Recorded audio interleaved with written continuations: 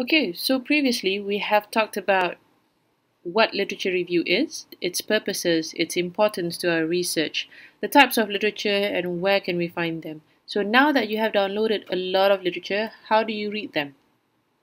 It's pretty hard, isn't it?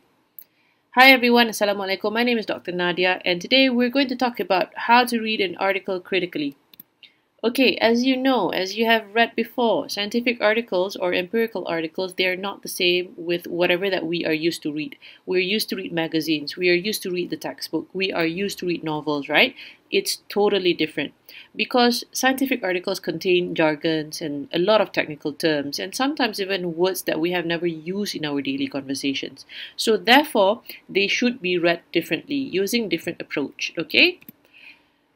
Okay, so if you see journal articles as intimidating, you should break them into smaller chunks, into smaller pieces. For example, as you have skimmed through a lot of articles, you will realize that a lot of the scientific articles, they have the same structure. The structure is basically the same. They have title, abstract, and they will end it with references. So let's take a look at the example we have in the next slide. Okay, let's take a look at this paper here. You have title. All articles that you have downloaded or you have seen, they all have title. Okay, they have title. You can also see the authors here and their affiliations. And after title, then definitely you will see the abstract.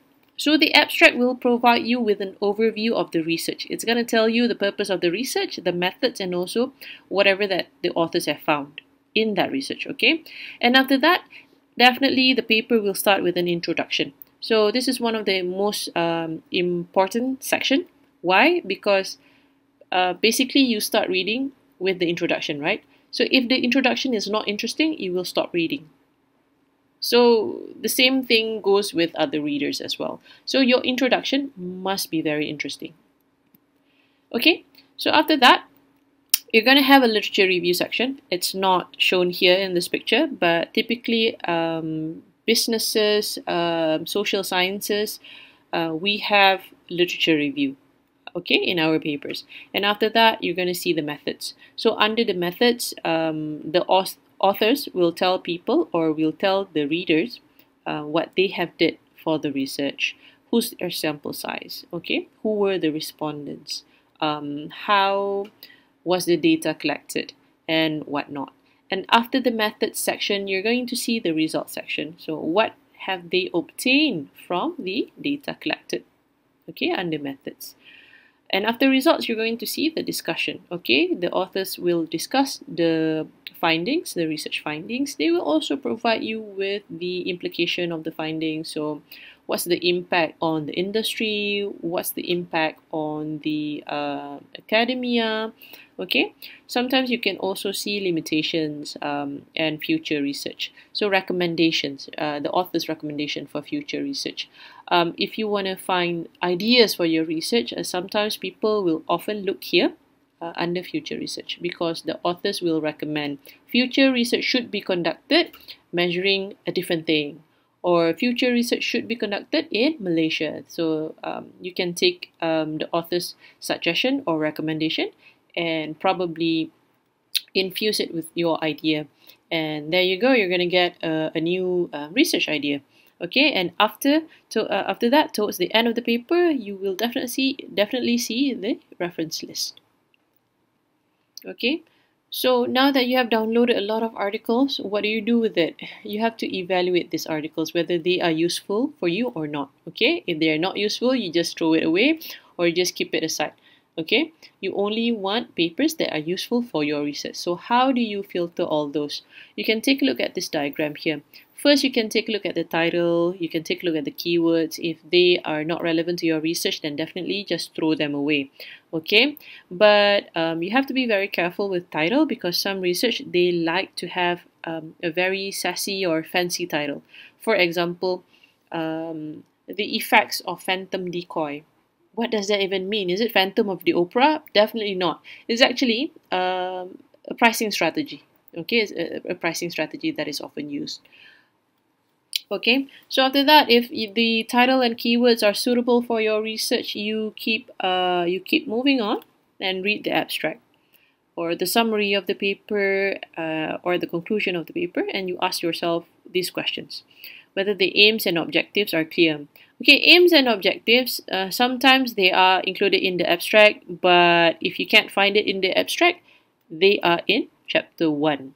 Okay, whether the research hypothesis is well defined or not. So if you can't find hypothesis under chapter 1, it's going to be under chapter 2. Okay, are the conclusions precise? Okay, in order for you to answer this third question, you need to read the entire paper so that you will understand what the findings are, and what is being concluded by the authors. Okay, and then you ask yourself the main question: is the above information or answers useful or relevant to what you are looking for? If they are useful, then definitely you have to read and reread the entire article.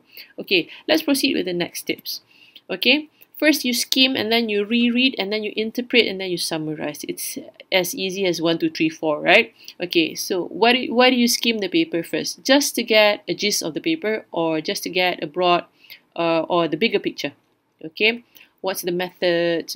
Where was this study conducted? What's the purpose of this study? Okay, just to get the big picture of it. So if you encounter with some terms that you don't understand, just write it down and look it up later on. Right?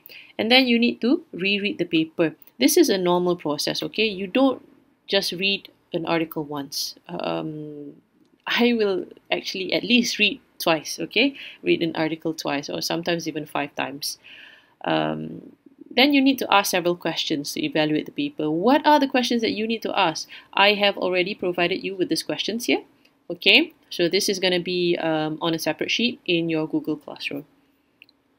Okay, so after rereading, you interpret the data. You can see the tables and graph before you read the caption, interpret it. Okay, and then compare and contrast your interpretation and the author's interpretation. Okay, you have to look for key issues and findings, whether it's interesting, whether it's related to your research or not. And then, most importantly, summarize your reading. Why is this important? Because it is so easy to get lost in literature. So, once you have done reading one article, after you have picked up the second one, you have already forgotten totally about the first article. We do not want that to happen. It's a wasting time. So we will talk about developing a literature log in our next series, in our next section. Okay, thank you very much.